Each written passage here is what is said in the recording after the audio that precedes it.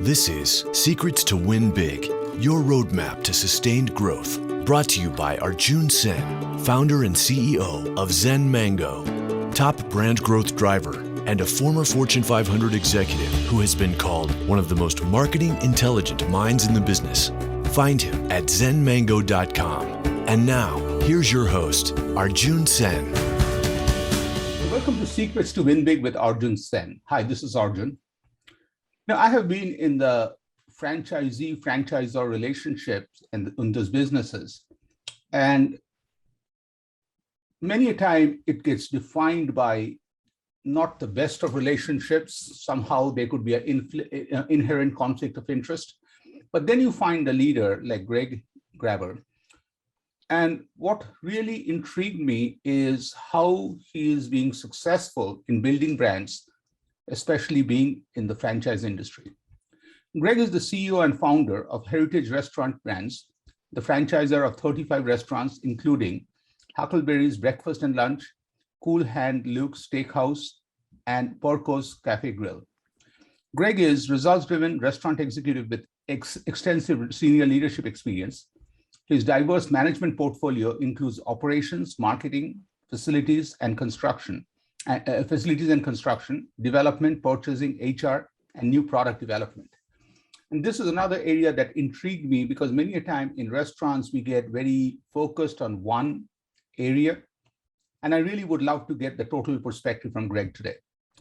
Greg has held executive positions for a variety of segments in the restaurant industry, including polished casual, family, buffet, and casual dining. Welcome, Greg, to Secrets to Win Big. Arjun, thank you so much for having me. So, Greg, let's start by talking about, congratulating on an amazing career, which again is evolving and great days are ahead. But what got you into the restaurant industry? I started, Arjun, in our business, much like many other restaurant owners and restaurateurs in our business. I started waiting tables. And as I became drawn to the business, enjoyed the interaction with guests, and saw the opportunity to delight them, the competitive nature of our business. It wasn't too long before the group that I was with asked me to be an assistant manager. And so then I just worked my way up through the system as an assistant manager, general manager. Over the years, opened up lots and lots of restaurants, and then crossed over to the corporate side, at some point, mainly so that I could help develop processes and systems out there to help restaurant managers do a better job of taking care of our guests. Mm-hmm. So with that experience of both starting with waiting tables and then as you moved up, how has it helped you when you got on the other side to connect and relate to what is needed to be successful at each one of those jobs? Yeah, I think that, for us, you have to have a compass. You have to know where you're going. And once you have sort of a brand identity, it really doesn't matter what level of the organization you're communicating to, because it becomes very natural. And so some people want to change their management style or change their communication, whether you're talking to a server or an assistant manager or a district operator or a CEO.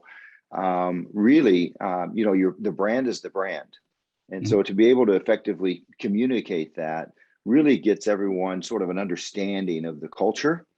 And so I found that that's been very helpful. I love that. So as a franchisor, how do you create a win-win culture with franchisees and the franchisor organization? Yeah, that's the $1 million question, right? Is how do you sort of develop that harmony? Mm-hmm. Where both sides get to experience victory, get to experience winning. When we started Heritage in 2016 and bought the company, I'll use our Huckleberry's Breakfast and Lunch brand, for instance. The first thing that we did was we got our franchisees together in a room and said, all right, let's call this a brand summit.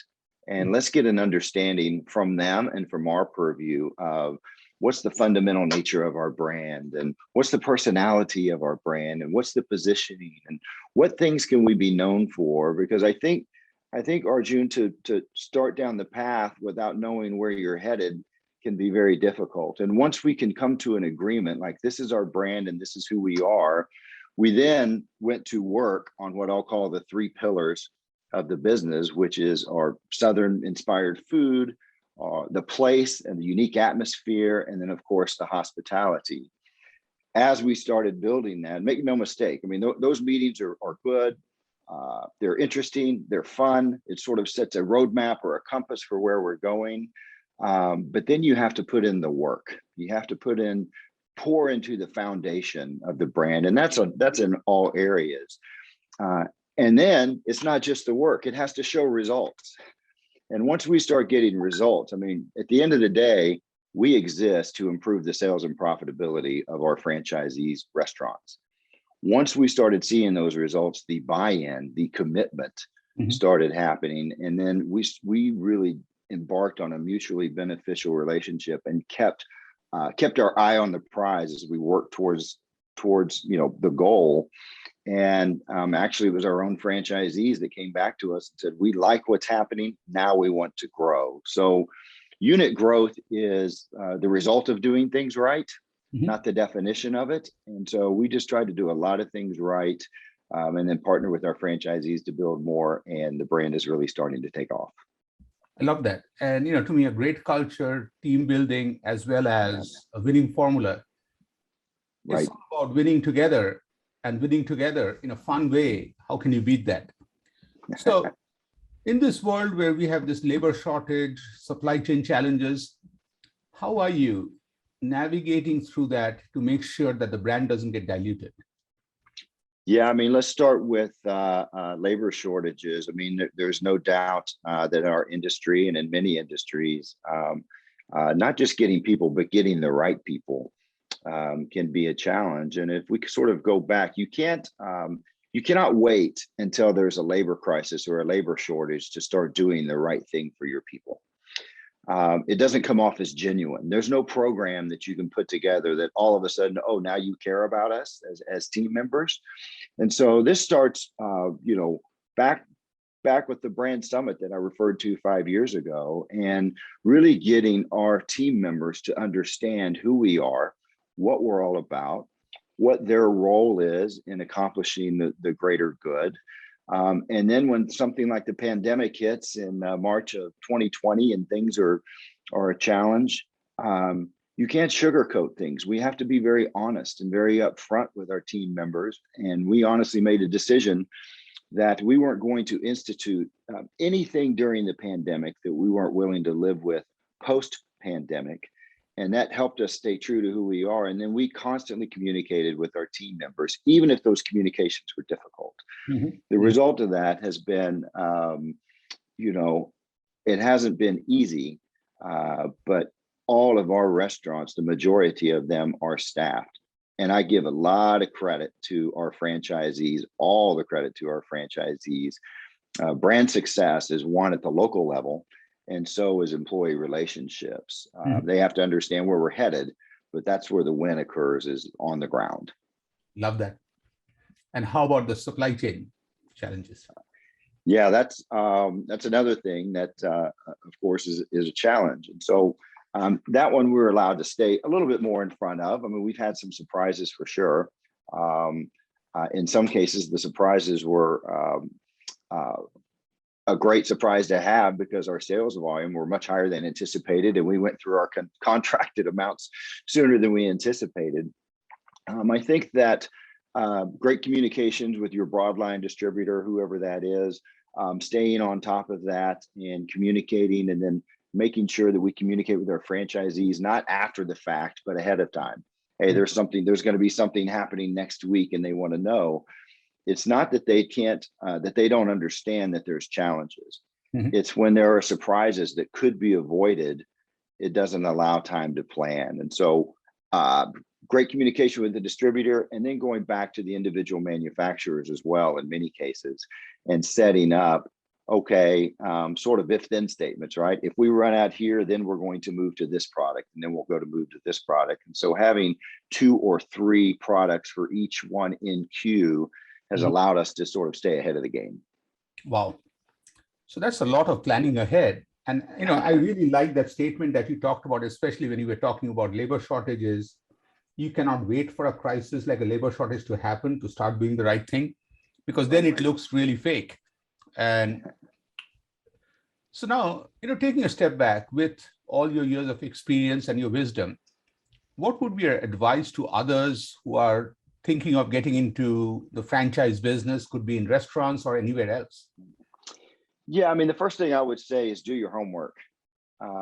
Do not go into something because just because you have a good consumer experience. That's certainly a part of the equation. But there's so much to ask and learn. And the best way to learn is to talk to individual franchise owners of that brand. Find out what life is like on the day-to-day, right? Find out, sort of the things that make them crazy and the things that make them excited. And, I think that you want to get with a brand that's growing. In the restaurant business in particular, there is no substitute for understanding our business, for understanding the cause effect. And so I've got, a couple of good friends that love Huckleberries and wanted to be involved. And the first thing I told them was, I would love to have you as soon as we find somebody that knows how to run a restaurant and be your partner. Because if you don't understand the business that you're getting into, you're going to be ill prepared when challenges arise. So I just say, do your homework. Love that. And, during my days at Papa John's, when I was VP of Marketing and Operations, I was really fortunate to get to know John. And he had a very simple concept. Was he felt his number one task after taking care of customers was to make sure franchisees are making money. Yes. And, one of the things that was the part where what he realized was most franchise organizations, many a time, they take money at different pockets of a franchisee. Yeah. From food a little bit from here and there. And by the time the franchisee pays everything, all of a sudden, there's a big hole in that pocket. Right. And that would be one of the things that he always wanted to know was who is making money, who is not. And if somebody is not making money, as a friend, he would love to have a conversation by saying, what can I do? And that's the part I really, really loved about that proactiveness. Yes. And, there's another gentleman I got a chance to meet called Bob Bufundo. He was working for another pizza chain, a pizza buffet chain. He would travel as a president just to meet franchisees to find out what works and what doesn't work. And his theory was just to take best practices from what works, find a process to roll it out. And that's the part where I really, really love Bob Bufundo, is incredible, simple that is there. And your words really connect to that. So now let's take a step back and look at Greg, let's say after a long day, you walk into either a coffee shop or a restaurant or a bar, and you meet these two people who are somewhat familiar. You realize one is Greg Grabber, 16-year-old, one is Greg, 100 years old. What would that conversation that evening be over a beer or a coffee? Boy, that's a great question. I would think that the 16-year-old Greg would look at me right now and tell me that I'm eating very well. He said, I'm trying plenty of product. When when you go back and you think about the grand plans that you have in life, when you're a teenager, when you're thinking about things, I would have never imagined that I would be in the restaurant business. You never know where life is going to take you. I did think that I would be in some sort of an arena that would involve relationships with people, pouring into relationships with folks, allowing them to better their lives in some way. And so I think in that regard, the 16-year-old would tell the today to keep going. I think the 100-year-old Greg would look back and would give me the advice that opening restaurants and building business is such a small part of life that, the reward is in the ability to give folks the opportunity to grow and to better themselves and leave a heritage, so to speak, for their family. But boy, that's certainly not what life is all about. It's just a part of it. And so I would hope that he would say that the 100-year-old Greg would look back and say, don't forget who you are, no matter what's going on. Don't forget what you stand for. and really care about the things like relationship with God, relationship with family, and bettering those around you, because that's what's going to be lasting. Yeah, I'm so glad you talked about that. When I talk to people, meet leaders, I really find them, I can put them in three different groups. Group one plays in one dimension, the x-axis. Okay? Mm-hmm. They are great in doing what they do, and people see value and they get paid a lot. Then there's people who add a y-axis, which is not only they're great, now they're also having fun. Like you can see a smile on their face when they do that. And then there are people like you, Greg, there's a third axis, which is making an impact on people and changing lives. Because, I grew up in India, Kolkata, India, and growing up, my grandma used to tell me about this incredible folklore song, which translates into English as, if you write your name on a piece of paper, it'll over time fade. If you write your name on a rock, it'll erode. But if you put your name on the hearts of others, that will stay forever, and you enrich others. So I really appreciate you sharing that. Anything else, Greg, you want to talk about before we wrap up?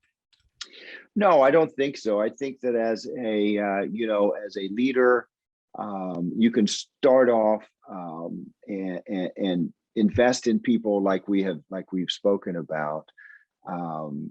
But there's a unique result that occurs, and that result is it uniquely impacts you. Mm-hmm.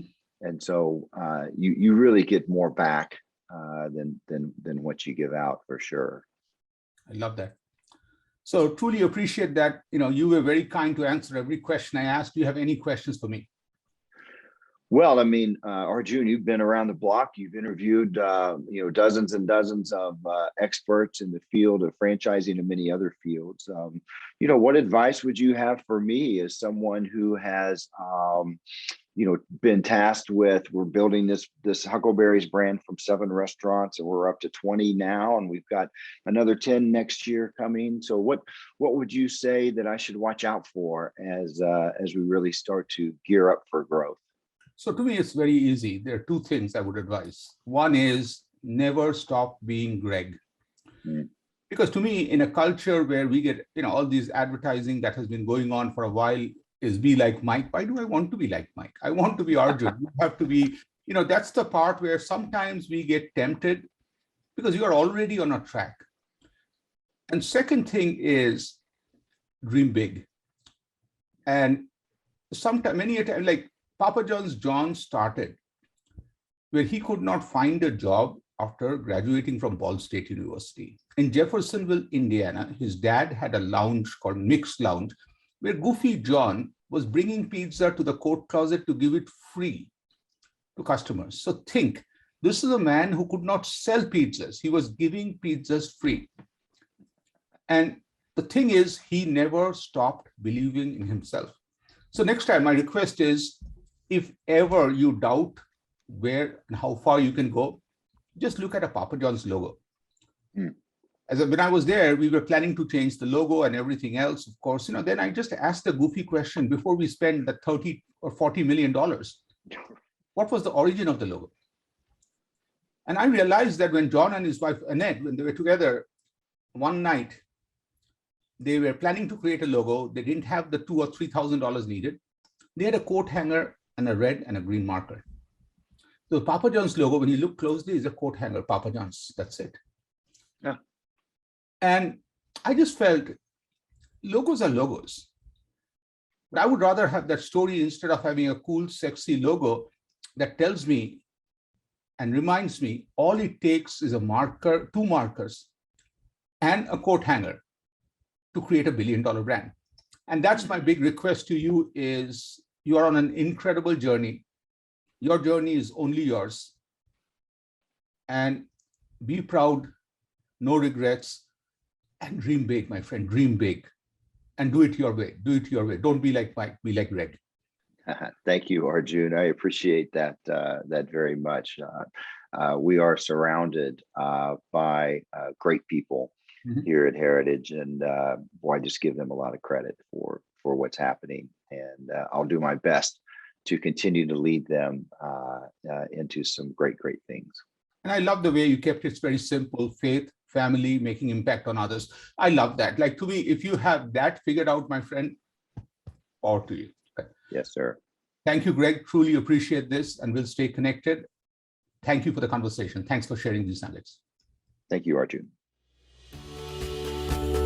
You've been listening to Secrets to Win Big with Arjun Sen, founder and CEO of Zen Mango, top brand growth driver, and a former Fortune 500 executive who has been called one of the most marketing intelligent minds in the business.